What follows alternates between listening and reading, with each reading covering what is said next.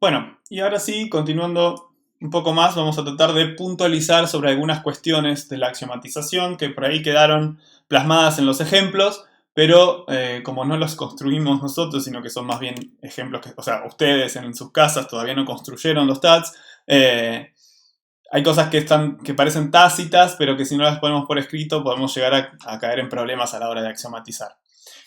Una de las primeras cosas que tenemos que pensar es que las operaciones que estamos especificando son funciones, así que deberíamos evitar cualquier tipo de inconsistencias.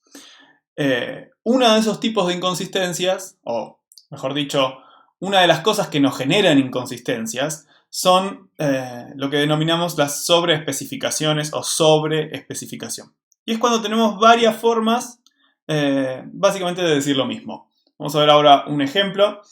Otra forma de decirlo es, vamos a ver por qué esto es pattern matching, pero el ejemplo para la sobreespecificación que vamos a ver hoy es este. Por ejemplo, imagínense que yo tengo este axioma que dice primero excepto 3, que recibe 3 concatenado con S, y en realidad lo que quiero hacer es, si yo tengo una secuencia, vamos a verlo primero a alto nivel y después vemos por qué está especificado así. Si yo tengo, por ejemplo, una secuencia y quiero escribir un axioma que me devuelva un valor, que me devuelva el primero siempre que no sea 3. Y ahí está bien el caso de abajo, el que está ahora en azul. O sea, si tengo la secuencia A concatenado con S, entonces devuelvo A. Pero si yo tengo un 3 al principio de esa secuencia, entonces quiero devolver algún otro valor arbitrariamente. Por ejemplo, en ese caso tengo el 21. Pero podría haber sido cualquier otro. ¿Okay? Fíjense que en este caso estoy haciendo una especie de pattern matching. Porque si mi secuencia empieza con 3, entonces me voy por la de arriba, diría en un lenguaje coloquial. Y si no, si es cualquier otro, me voy por la de abajo. Vamos a ver un ejemplo, otro ejemplo primero, y después volvemos a este, para entender por qué esto está mal. Bueno, imaginemos ahora otro caso. Les dije que para entender mejor el prim excepto 3, vamos a ver primero un pequeño ejemplo anterior. Imaginemos que queremos hacer una especificación o una axiomatización de una función que indique si un número es o no negativo. ¿Okay? Y lo vemos así, lo escribimos así. Tenemos el primer axioma que dice es no negativo de 0, devuelve true. ¿Okay? Tomamos como que el 0. Me olvidé de una cosa. Tenemos la dificultad extra que no tenemos el mayor o igual. Solo podemos, por algún motivo, solo podemos utilizar el mayor. Entonces lo especificamos de esta manera. Decimos, es no negativo de 0, es true. ¿Ok? Tomamos como que el 0 no es negativo, así que devuelve true. Y si es cualquier otro número n, y ahí empezamos a preguntar.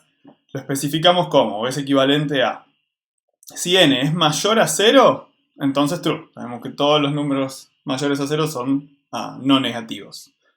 Y si no, devuelve false. Bueno, el problema acá es que esto está mal. ¿Por qué? Porque fíjense que nada nos garantiza, no hay una especie de garantía que nos diga que el 0 siempre va a ir por arriba y todo el resto va a ir por abajo, como les explicaba en el primer caso del prim excepto 3. No hay un matching de patrones acá. En realidad lo que tenemos es que para 0 hay dos posibles valores contradictorios. Si yo lo evalúo sobre el de arriba, me devuelve true. Ahora, si evalúo 0 sobre el de abajo, porque n podría ser cualquier número, entonces me va a entrar por la rama del else y va a devolver false. ¿Okay? Va a decir, n es mayor a 0, no, porque es justamente 0, así que va a entrar por la rama del else y me va a devolver false. Así que para un mismo valor, 0, tengo un axioma que me lo reescribe como true y otro que me lo reescribe como false. La solución correcta en este caso es anular el primer axioma, el que me entraba por el 0, para decirlo de una manera coloquial, y solamente dejar un segundo axioma, o el segundo axioma que teníamos, pero utilizando un if extra. Fíjense que la separación de los casos lo hacemos del lado derecho de la equivalencia. Así que tenemos es no negativo n, eso sigue siendo igual. Y lo que preguntamos del otro lado es, primero, si es 0. Si es 0, queremos devolver true, ¿ok? Porque no es negativo. Ahora, después preguntamos si es mayor a 0. En este caso devolvemos true también, justamente es no negativo. Y solo en el caso de que los dos if anteriores no me hayan devuelto true, lo reescribo como false. Bueno, fíjense entonces, ahora se entiende mucho más claro por qué este ejemplo de prim excepto 3 era incorrecto. Fíjense que podemos tener valores contradictorios nuevamente, porque no tenemos forma a priori de decir que la secuencia va a ir por la primera o va a ir por la segunda. A es cualquier número, puede ser 3 inclusive, entonces podría tanto evaluar por abajo como por arriba.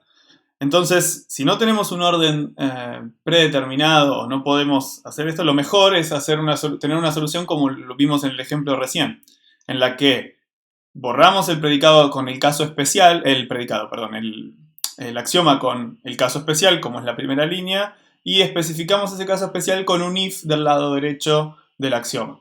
¿Okay? Esa prim excepto 3, el que está en azul ahora, el de abajo, no sería más equivalente a A, sino que sería equivalente a una secuencia, un if que me separe el primer caso, que es el que quiero distinguir, que es el del 3. Bien, otra cosa que tampoco deberíamos hacer o que deberíamos evitar es especificar sobre casos restringidos. ¿Okay? Pero eso es bastante evidente. Porque es lógico que ya están fuera del dominio. ¿Okay? Entonces ni siquiera los considero porque justamente los excluí con esas restricciones. Otro caso, el caso opuesto que tendremos o que se puede dar cuando tenemos que axiomatizar es la subespecificación. ¿Okay? En ese caso lo que hacemos es dejar algunos aspectos que son particulares y no dar una definición precisa de ciertos aspectos particulares de ese axioma. Ahora vamos a ver un ejemplo para que se entienda claro. En general no quiero subespecificar, aunque a veces es algo que nos da cierta flexibilidad en situaciones muy particulares. Bueno, miremos este ejemplo como les decía.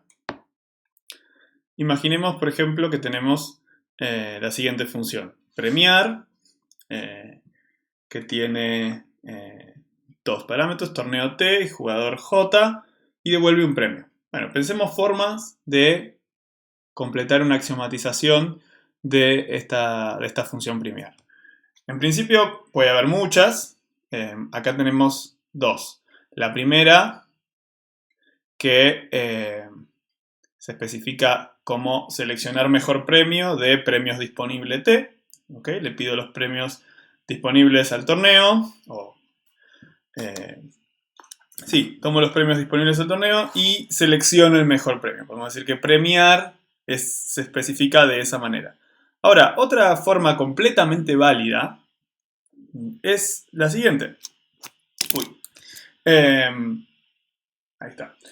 La segunda es, bueno, premiar la definimos como dame uno de los premios disponibles. ¿Ok? Fíjense que esta es mucho más débil que la de arriba.